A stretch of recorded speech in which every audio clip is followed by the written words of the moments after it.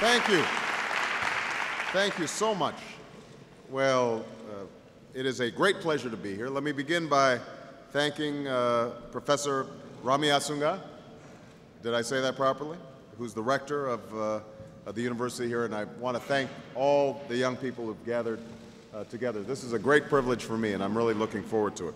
I'm going to make a few remarks at the beginning, and then I want to spend most of the time having an exchange and giving you an opportunity to ask questions of me, and I may ask some questions of you. So, as I said yesterday, I came to Turkey on my first trip overseas as president for a reason. And it's not just to see the beautiful sights here in Istanbul. I came here to reaffirm the importance of Turkey and the importance of the partnership between our two countries. I came here out of my respect to Turkey's democracy and culture, and my belief that Turkey plays a critically important role in the region and in the world. And I came to Turkey because I'm deeply committed to rebuilding a relationship between the United States and the people of the Muslim world, one that's grounded in mutual interest and mutual respect.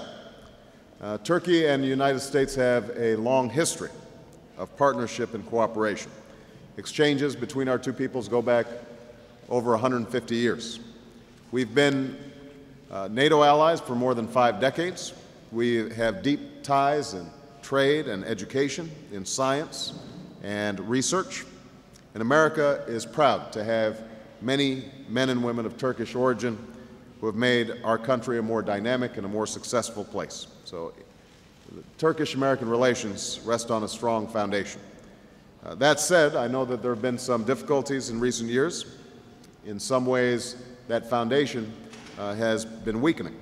We've had some specific differences over policy, but we've also at times lost the sense that both of our countries are in this together, that we have shared interests and shared values, and that we can have a partnership that serves our common hopes and common dreams. So I came here to renew that foundation and to build on it. I enjoyed visiting your parliament. I've had productive discussions with your president and your prime minister, but I also always like to take some time to talk to people directly, especially young people. So in the next few minutes, I want to focus on 3 areas in which I think we can make some progress. Advancing dialogue between our two countries, but also advancing dialogue between the United States and the Muslim world, extending opportunity in education and in social welfare, and then also reaching out to young people as our best hope for peaceful, prosperous futures in both Turkey and in the United States. Now, let me just talk briefly about those 3 points. First, I believe we can have a dialogue that's open, honest, vibrant, and grounded in respect. And I want you to know that I'm personally committed to a new chapter of American engagement. We can't afford to talk past one another, to focus only on our differences, or to let the walls of mistrust go up around us. Instead, we have to listen carefully to each other. We have to focus on places where we can find common ground and respect each other's views, even when we disagree. And if we do so, I believe we can bridge some of our differences and divisions that we've had in the past. A part of that process involves giving you a better sense of America. I know that the stereotypes of the United States are out there, and I know that many of them are informed not by direct exchange or dialogue, but by television shows and movies and misinformation. Sometimes it suggests that America has become selfish and crass, or that we don't care about the world beyond us, and I'm here to tell you that that's not the country that I know, and it's not the country that I love. America, like every other nation, has made mistakes and has its flaws. But for more than 2 centuries, we have strived at great cost and sacrifice to form a more perfect union, to seek with other nations a more hopeful world. We remain committed to a greater good, and we have citizens in countless countries who are serving in wonderful capacities as doctors and as agricultural specialists, people, teachers, people who are committed to making the world a better place. We're also a country of different backgrounds and races and religions that have come together around a set of shared ideals. And we are still a place where anybody has a chance to make it if they try. If that wasn't true, then somebody named Barack Hussein Obama would not be elected President of the United States of America. That's the America I want you to know. Second, I believe that we can forge a partnership with Turkey and across the Muslim world on behalf of greater opportunity. You know, this trip began for me in London at the G20, and one of the issues we discussed there was how to help peoples and countries who, through no fault of their own, are being very hard hit by the current world economic crisis. We took some important steps to extend a hand to emerging markets and developing countries by setting aside over $1 trillion to the International Monetary Fund and by making historic investments in food security. But there's also a larger issue of how Turkey and America can help those who've been left behind in this new global economy. All of our countries have poverty within it.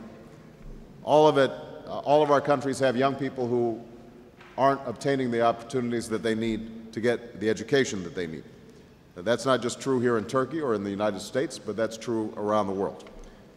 And so we should be working together to figure out how we can help people live out their dreams.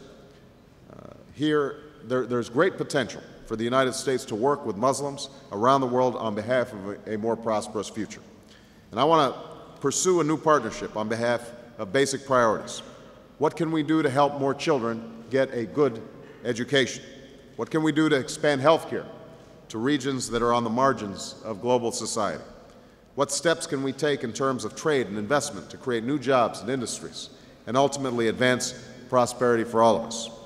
To me, these are the true tests of whether we are leaving a world that is better and more hopeful than the one we found. Finally, I want to say how much I'm counting on young people to help shape a more peaceful and prosperous future. Already this generation, your generation, has come of age in a world that's been marked by change that's both dramatic and difficult. While you are empowered through unprecedented access to information and invention, you're also confronted with big challenges.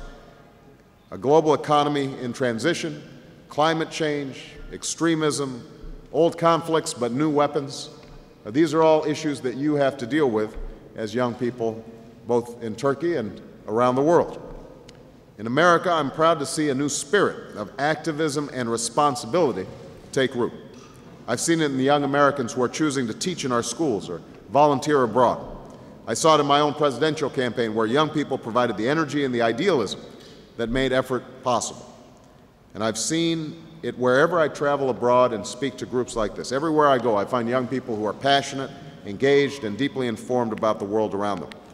So as president, I'd like to find new ways to connect young Americans to young people all around the world by supporting opportunities to learn new languages, and serve and study, welcoming students from other countries to our shores. That's always been a critical part of how America engages the world. That's how my father, who was from Kenya, from Africa, came to the United States and eventually met my mother. It's how Robert College was founded so long ago here in Istanbul. Simple exchanges can break down walls between us. For when people come together and speak to one another and share a common experience, then their common humanity is revealed. We are reminded that we're joined together by our pursuit of a life that's productive and purposeful. And when that happens, mistrust begins to fade, and our smaller differences no longer overshadow the things that we share. And that's where progress begins. So to all of you, I want you to know that the world will be what you make of it. You can choose to build new bridges instead of building new walls. You can choose to put aside long-standing divisions in pursuit of lasting peace. You can choose to advance a prosperity that is shared by all people and not just the wealthy few. And I want you to know that in these endeavors, you will find a partner and a supporter and a friend in the United States of America. So I very much appreciate all of you joining me here today.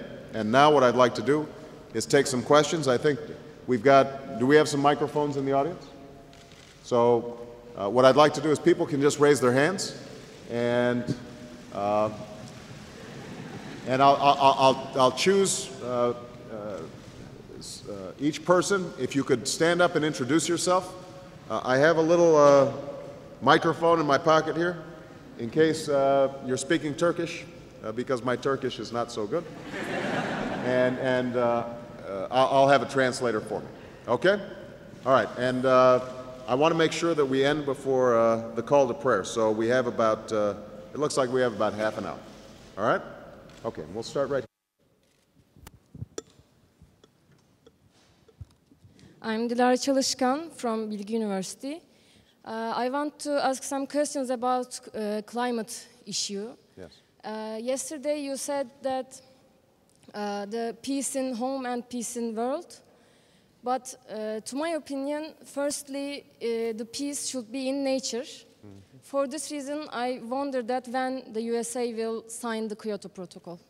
Well, it's an excellent question. Is this mic working? It is? Okay. Thank you very much. What was your name? Lara. As many of you know, I think the science tells us that the planet is getting warmer because of carbon gases that are being sent into the atmosphere. And if we do not take steps soon to deal with it, then you could see an increase of 3, 4, 5 degrees, which would have a devastating effect. The oceans would rise. We don't know what would happen to the beauty of Istanbul if suddenly the seas rise. Changing weather patterns would create extraordinary drought in some regions, floods in others. It could have a devastating effect on human civilization.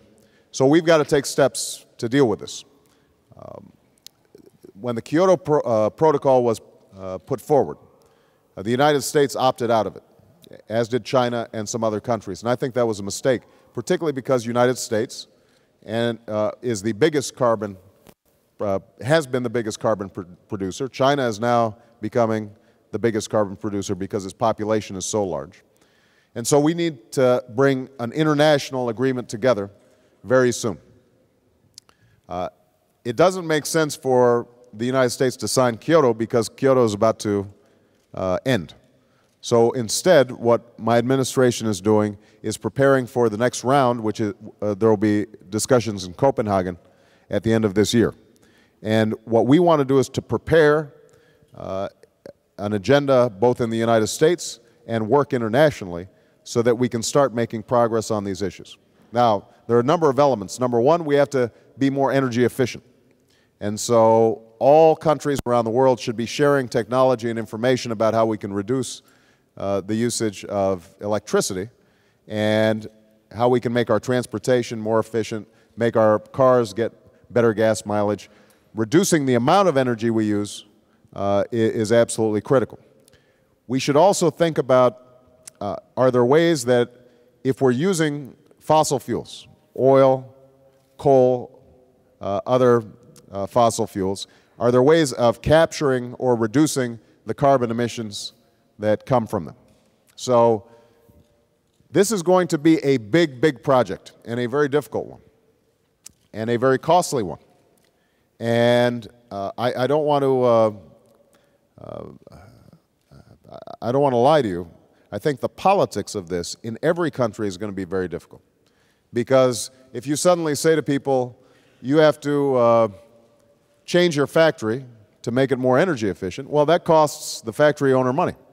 If you say to a power plant, you have to produce energy in a different way, and that costs them money, then they want to pass that cost on to consumers, which means everybody's electricity prices go up, and that is something that is not very popular.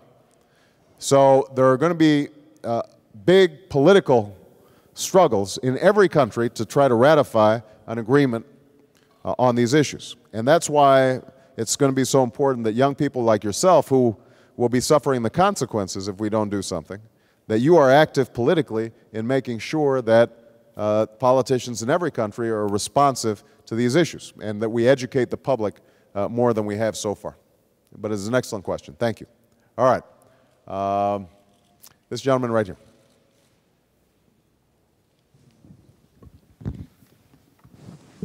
Thank you. My name is Cemil Nasa, and I'm studying at Bahçeşehir University, and my major is energy engineering. Oh, So, there you go. You could have given even better answer. yeah, I hope we will solve that problem in the future. Yes. So, my question is, what actions will you take after you wrote the quote, peace at home, peace at the world, to the Atatürk's Mausoleum? And I'm sorry, could you repeat the question? what actions